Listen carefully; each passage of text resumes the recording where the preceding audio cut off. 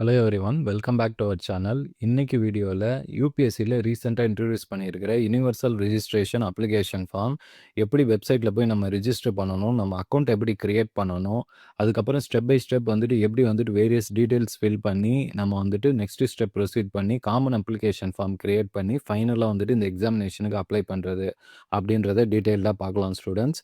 First நீங்கள் UPSC online dot NIC dot in அந்த வெப்சைட்டுக்கு போய்க்கணும். அதில் create account and login first இருக்கும்.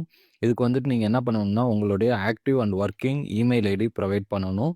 And your that is mobile number. இந்த 2மே பார்த்தீங்கன்னா, நீங்க ப்ரொவைட் பண்ணி ஃபில் பண்ணீங்கன்னா, ஓடிபி வெரிஃபிகேஷன் வரும். ஸோ ஃபஸ்ட்டு நீங்க அக்கவுண்ட் கிரியேட் ஆகிக்கும். ஸோ ஓடிபி அத்தென்டிகேஷன் பண்ணிட்ட பிறகு செகண்ட் ஸ்டெப் யுனிவர்சல் ரிஜிஸ்ட்ரேஷன். இந்த யுனிவர்சல் ரிஜிஸ்ட்ரேஷன் அப்ளிகேஷன் ப்ரொசீஜர் பண்ணுறப்போ பார்த்தீங்கன்னா, நம்ம வேரியஸ் டீட்டெயில்ஸ் ஃபில் பண்ணுற மாரி இருக்கும். ஃபார் எக்ஸாம்பிள் ஃபஸ்ட்டு ஐடென்டிட்டி ப்ரொஃபைலில் நம்மளுடைய name, gender, date of birth, father's name, mother's name, guardian's name if அப்ளிகபிள்னா ஃபில் பண்ணிக்கலாம். இது ஐடென்டிட்டி ப்ரொஃபைல் கம்ப்ளீட் பண்ண உடனே செகண்ட் பார்த்தீங்கன்னா, மெட்ரிகுலேஷன் போர்ட் ப்ரொஃபைல் கேட்பாங்க. இதில் நீங்கள் 10th ஸ்டாண்டர்டில் நீங்கள் எடுத்திருக்கிற மார்க்கு, உங்கள் சர்டிஃபிகேட் நம்பரு, அண்ட் தென் உங்களுடைய roll number, year of passing, declaration of result, நீங்கள் எடுத்திருக்கிற பர்சன்டேஜ் எல்லாமே ஃபில் பண்ணுற மாதிரி இருக்கும். இன்க்ளூடிங் உங்களுடைய 10th standard matriculation PDF upload பண்ணுற மாதிரி இருக்கும். இல்லை டிஜிலாக்கரில் வெரிஃபை பண்ணுற மாதிரி இருக்கும். ஸோ அதை நீங்கள் ரெடிமேடாக ரெடி பண்ணி வச்சுட்டு உங்களுடைய ஃபைல் சைஸ் பார்த்தீங்கன்னா 10th matriculation less than 300 kilobytes அந்த கெப்பாசிட்டியில் நீங்கள் பிடிஎஃப் ஃபார்மேட்டில் கம்ப்ரஸ் பண்ணி வச்சுட்டு அப்லோட் பண்ணுங்கள். ஆதார் வெரிஃபிகேஷனை பொறுத்த வரைக்கும் உங்களுடைய Aadhaar linked mobile number connect பண்ணதை டீட்டெயில்ஸ் ப்ரொவைட் பண்ணிங்கன்னா இதை அத்தென்டிகேட் பண்ணி இந்த ப்ராசஸ் கம்ப்ளீட் ஆகிடும். இது கம்ப்ளீட் பண்ண பிறகு தான் உங்களுடைய யுனிவர்சல் ரிஜிஸ்ட்ரேஷன் நம்பர் ஜென்ரேட் ஆகும். இது உங்களுக்கு மெயிலும் அனுப்பிடுவாங்க. உங்களுடைய ஒர்க்கிங் அந்த மொபைல் நம்பருக்குமே மெசேஜ் வந்துடும். இதை நீங்கள் ரொம்ப கேர்ஃபுல்லாக நோட் டவுன் பண்ணி வச்சுக்கணும். ஏன்னா நீங்கள் ஃபர்தராக ஃப்யூச்சரில் இந்த particular UPSC online dot NIC dot இன் வெப்சைட்டில் ரிஜிஸ்டர் பண்ணியிருக்கிறதுல இந்த யூஆர்என் நம்பரை வச்சும் நீங்கள் லாகின் பண்ணலாம். உங்களுடைய இமெயில் வச்சும் லாகின் பண்ணலாம். மொபைல் நம்பர் வச்சும் லாகின் பண்ணலாம். ஸோ இந்த 3 ப்ரொசீஜருமே தெரிஞ்சுக்காங்க. அதனால இந்த யுனிவர்சல் ரெஜிஸ்ட்ரேஷன் நம்பரை செப்பரேட்டாக ஒரு பேப்பரில் எழுதி கேர்ஃபுல்லாக வச்சுக்கோங்க. இது கம்ப்ளீட் பண்ணிட்ட பிறகு தான் தேர்ட் ஸ்டேஜான காமன் அப்ளிகேஷன் ஃபார்ம் இந்த ப்ரொசீஜருக்கு வர முடியும். தேர்ட் ஸ்டெப் இது. இதில் மொத்தம் 10 டீட்டெயில்ஸ் கேட்குறாங்க.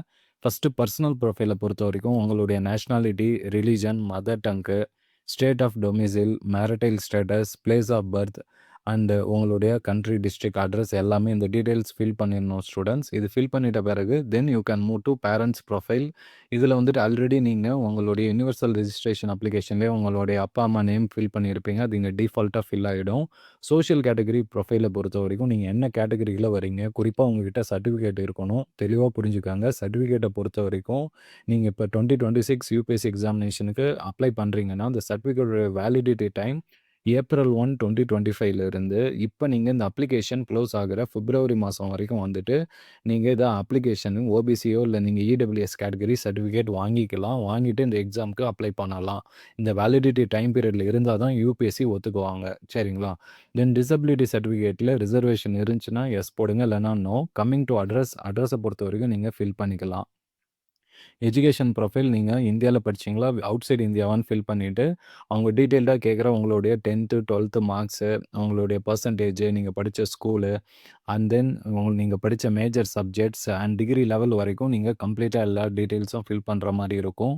இது இன்டர்வியூக்குமே அவங்க யூஸ் பண்ணிக்குவாங்க. அதனால் இந்த details education profile, employment experience ப்ரொஃபைல்லாம் ரொம்ப கேர்ஃபுல்லாக ஃபில் பண்ணுங்கள். குறிப்பாக நீங்கள் ஒர்க் பண்ணியிருக்கீங்க அப்படின்னா அந்த டீட்டெயில்ஸை கண்டிப்பாக ஃபில் பண்ணுங்கள். இது உங்களுக்கு இன்டர்வியூவில் ஆடட் அட்வான்டேஜாக இருக்கும். குறிப்பாக பார்த்தீங்கன்னா nature of employment, monthly income and organisation name and address fill பண்ணிக்கோங்க.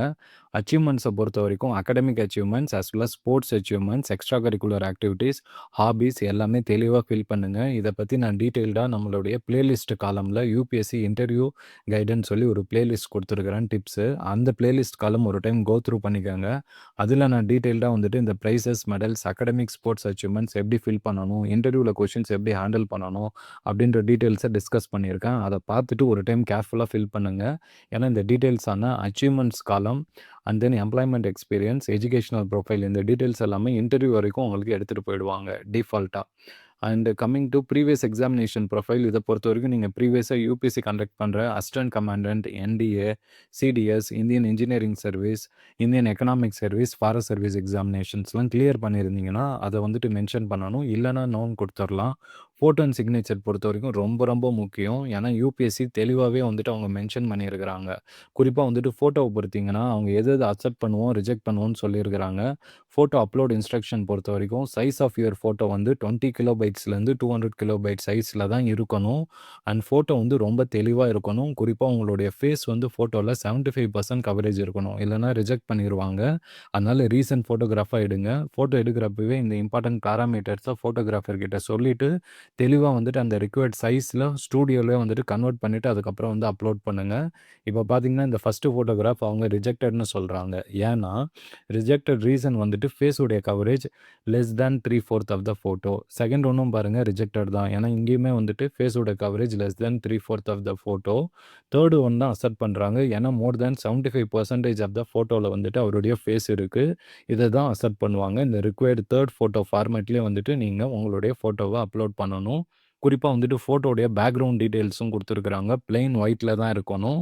அண்ட் ஃபோட்டோ சைஸ் வந்துட்டு 20 கிலோபைட்ஸ் டு 200 கிலோபைட்ஸ். அண்டு உங்களுடைய ஃபேஸோடைய ஃப்ரண்ட் கிளீனாக தெரியணும். நாட் ஓன்லி தட் ஸ்டூடெண்ட்ஸ், காது ரெண்டுமே வந்துட்டு கிளியராக விசிபிளாக இருக்கணும். ஐஸ் வந்துட்டு கண் வந்துட்டு ஓப்பனில் இருந்து ஃபோட்டோ எடுக்கணும். நாட் ஓன்லி தட் நீங்கள் வந்துட்டு பேக்ரவுண்ட் வந்துட்டு டார்க் பேக்ரவுண்டில் ஃபோட்டோஸ் எடுக்கக்கூடாது. ஷேடோஸ் எதுவும் இருக்கக்கூடாது.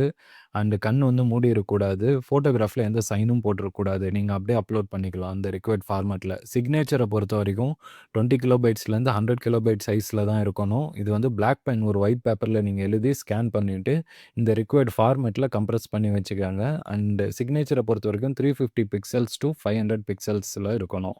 ஸோ இந்த ஃபார்மேட்டில் நீங்கள் அப்ளிகேஷன் ஃபில் பண்ணிங்கன்னா ஃபைனலாக வந்துட்டு உங்களுக்கு காமன் அப்ளிகேஷன் ஃபார்மை வந்துட்டு கம்ப்ளீட் பண்ணிவிடுவீங்க. ஒன்ஸ் காமன் அப்ளிகேஷன் ஃபார்மை கம்ப்ளீட் பண்ணிட்டீங்கன்னா தென் you can move on to அப்ளைங் for the exam. Notification வந்தோடனே நீங்கள் ஜஸ்ட்டு வந்துட்டு அப்ளை பண்ணிவிட்டு ஃபீஸ் மட்டும் பே பண்ணால் போதும். ஃபீஸ் பேமெண்ட்டை பொறுத்த வரைக்கும் யூபிஐ இருக்குது. அண்ட் தென் உங்களுடைய டெபிட் கார்டை யூஸ் பண்ணி பே பண்ணலாம்.